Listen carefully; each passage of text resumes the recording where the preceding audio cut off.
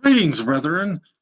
Today I'm going to be covering more of JT's book, The Lord of Glory, and today we'll be looking at chapter 14, The Soul of the Godhead.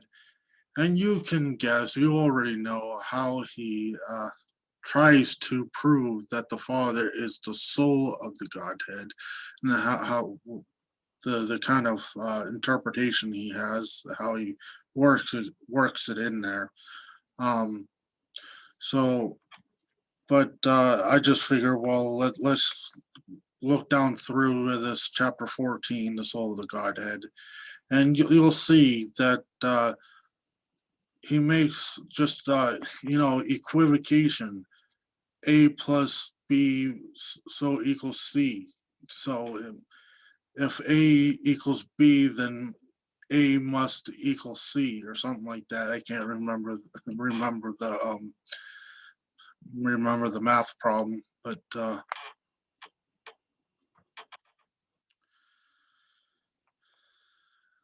so he goes. This is the Mount Transfiguration. Um, these scriptures when the Father says when the Father says out of heaven and the Holy Spirit descends like in a bodily shape like a dove, the Father says, "Thou art my Son, uh, thou art my beloved Son, in thee I'm well pleased." So there's just all the scriptures in the the four Gospels, and he says, "Well, the Father can be well pleased." So he cross references from the Old Testament, Isaiah 41:1. Behold my servant, whom I uphold mine elect, in whom my soul delighteth. I put my spirit upon him, and he shall bring forth judgment to the Gentiles. Behold my servant, whom I chosen. Matthew 12:18. Behold my servant, whom I have chosen, my beloved, in whom my soul is well pleased. I put my spirit upon him, and he shall show judgment to the Gentiles.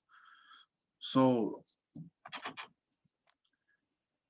and he says, and there is confirmation the Father is soul.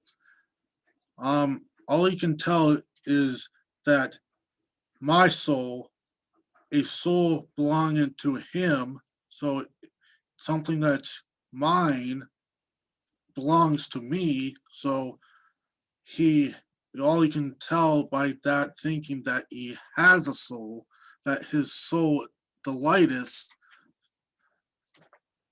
but it really just says that um, he has great um, a great delight. You know what I'm trying to say. It delights him very heavily. So that's all it really means. All you can by that thinking, my soul, a soul that is the Father's. That's all you can really tell from that. You can't really say, well, the Father has a soul, so he thinks, well, the Father has a soul. That means he is the soul of the Godhead, because it says, my soul, he has a soul, so that means he's the soul of the Godhead because he has a soul.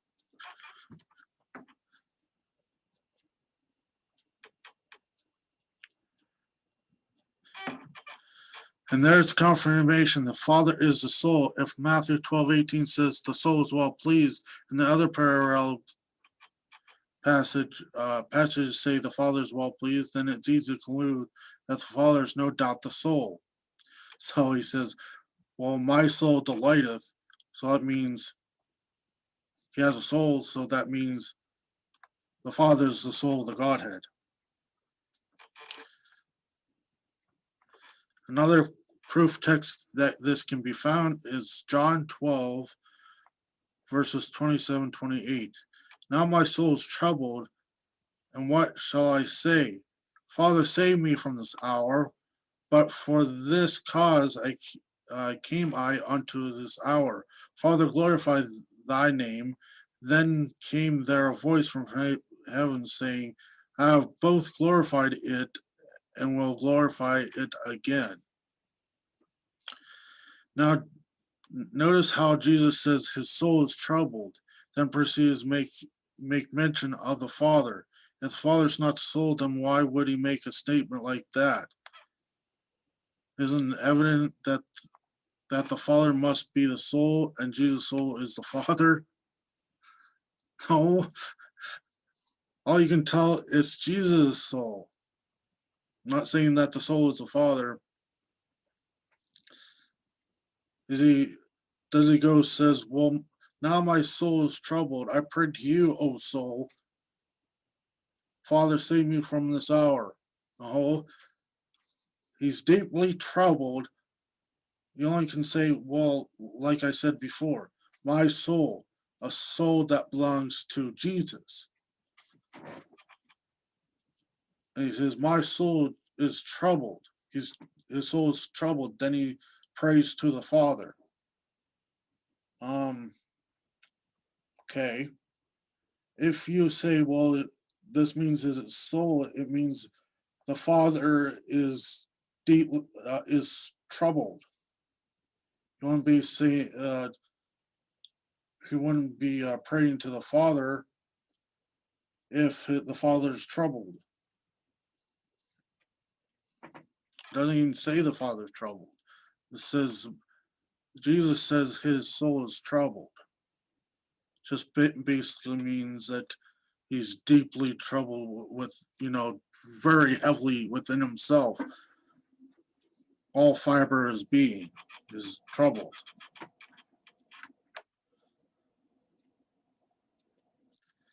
Remember, Jesus and the Father are spoken as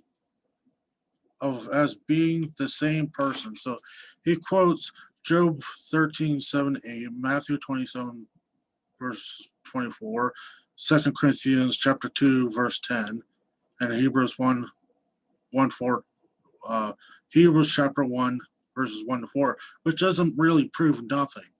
It doesn't really prove anything. It just wherever the word person is mentioned. So we'll go to look at the scriptures real quick.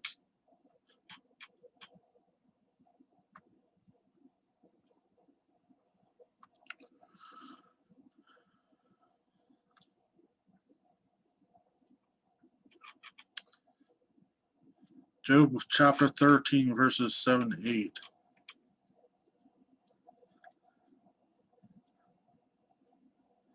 Hear now my reasoning, and hearken to my pleadings to my lips. Will ye speak wickedly for God? Will ye speak wickedly for God and talk deceitfully for him? Will ye accept his person? Will you contend for God? Is it good that he should search you out as one mocketh another? Do you mock him? So he says, will you accept his person? Oh, he must be a person because his person says person. God God is a person or has a person, so he means he's a person. No, will you accept who he is? Accept his person. You accept him at all the attributes, the multitude, the kind of, because you're praying that will you speak wickedly or will you mock him? He will surely reprove you if you do secretly accept persons. Shall not his excellent, okay, here we go. Shall not his excellency make you afraid and his dread fall upon you? So it's who he is, his person, his excellency, the kind of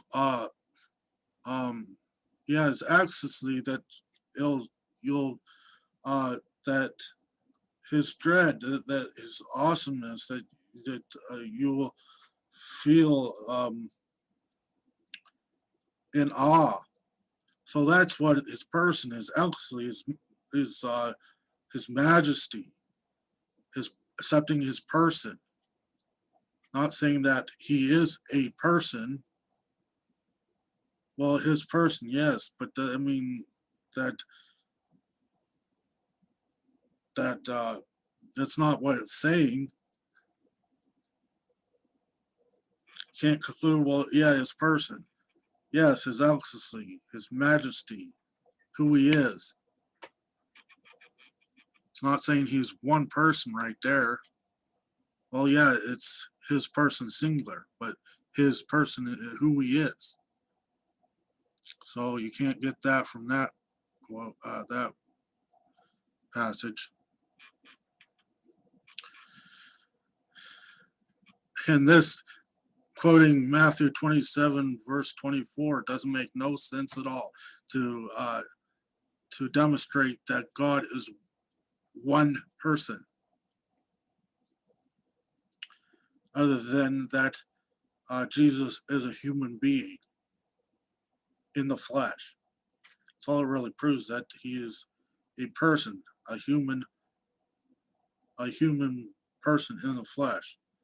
Matthew 27, verse 24. When Pilate saw that he could prevail nothing, but that rather atonement was made, he took water and washed his hand before the multitude, saying, I'm innocent of the blood of this just person.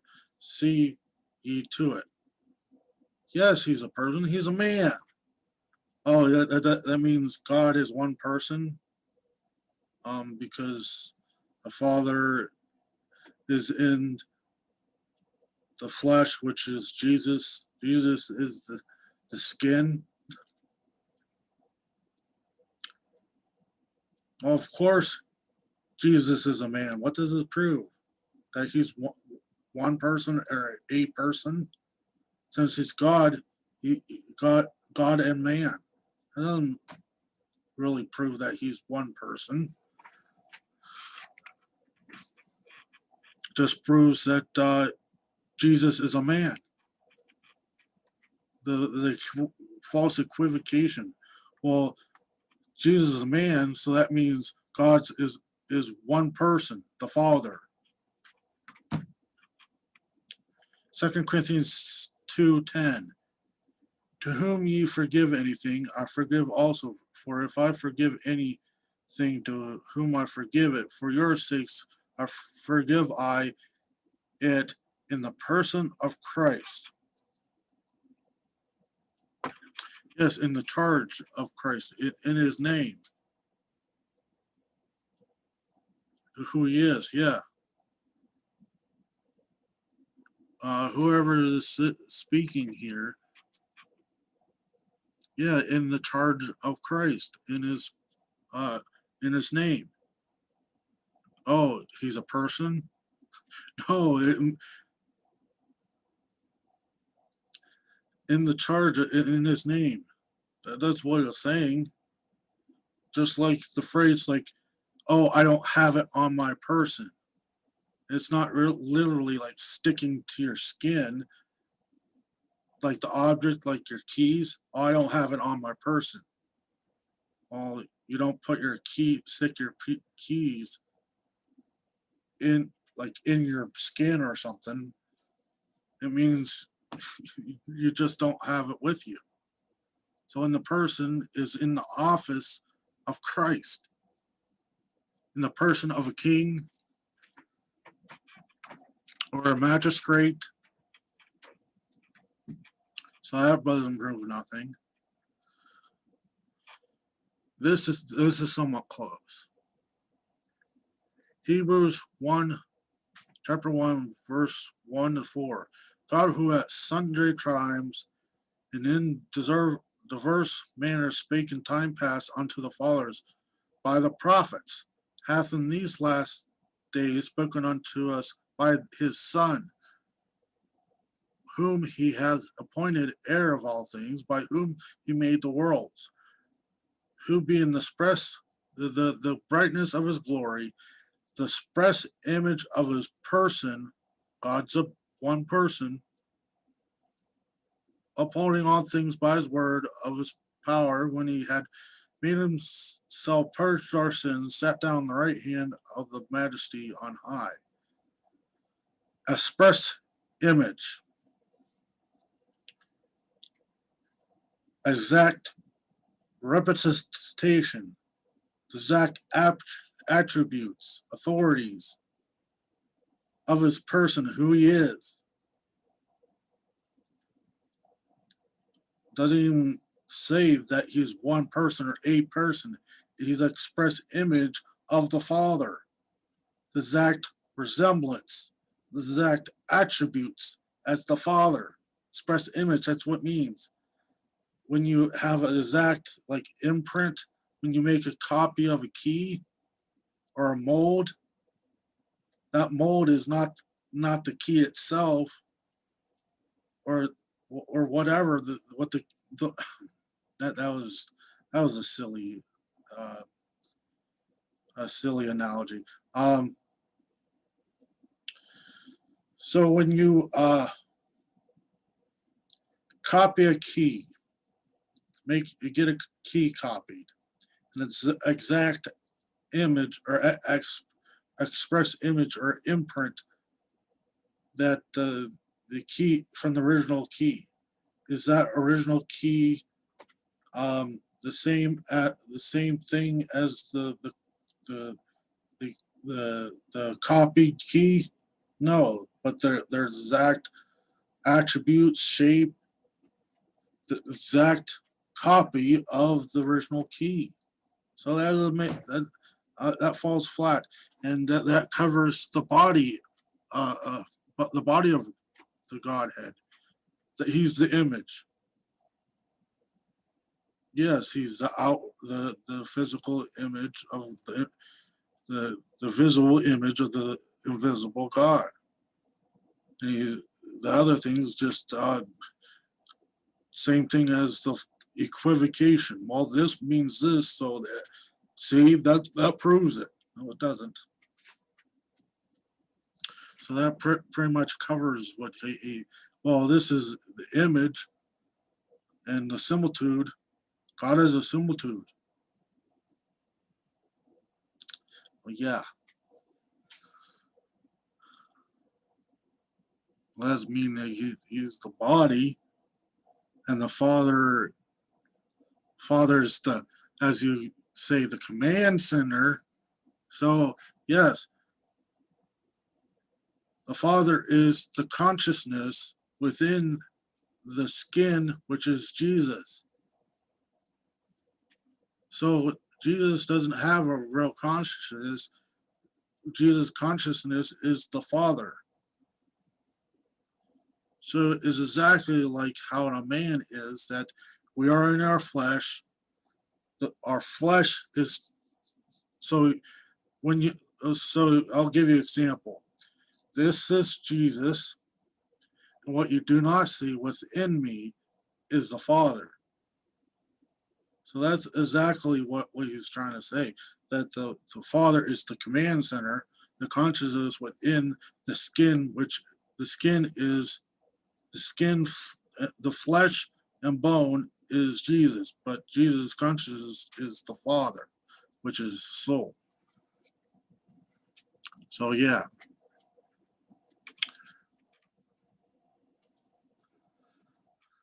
See if I'm missing anything else I want to look at. Kind of went on a tangent. Let's go back to the book.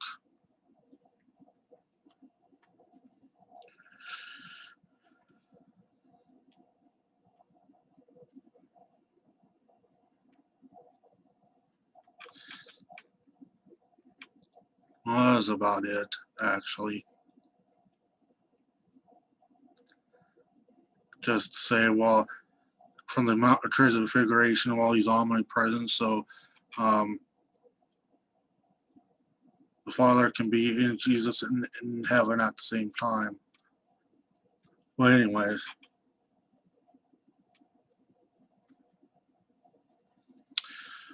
Well, I just want to show you the kind of equivocation he says that he makes, that well, well, my soul means the Father is the soul.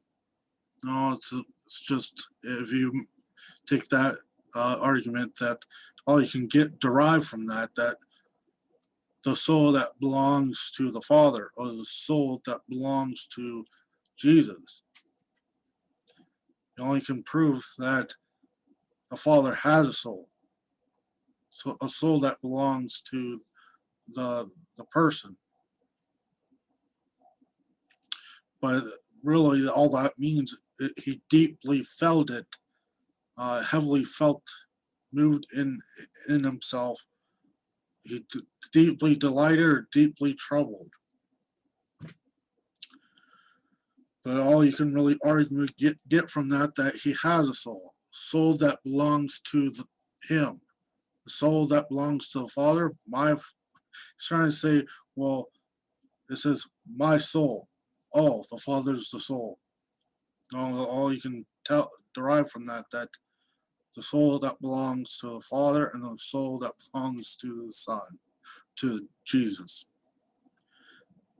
When Jesus says, my soul is troubled, he says, oh, that means the Father's troubled because the Father is the soul. See, that proves that the Father is the soul and Jesus is the body. No. All you can derive from that is that doesn't prove that the Father is the soul. It just means that the soul that was troubled that belongs to Jesus, belongs to the Father. You can't really make that. You can't make that. You can't derive that from. So just makes false equivocations and saying, well, it says my Father, my soul, so it means the Father is the soul. So it's just a false equivocation. So I know you could have guessed, and you don't really need me telling you how he derives that the Father is the soul, but I just wanted to show you, cover this, so you'll see it. All right. We'll see you next time. Hope this helps you. Thank you and take care.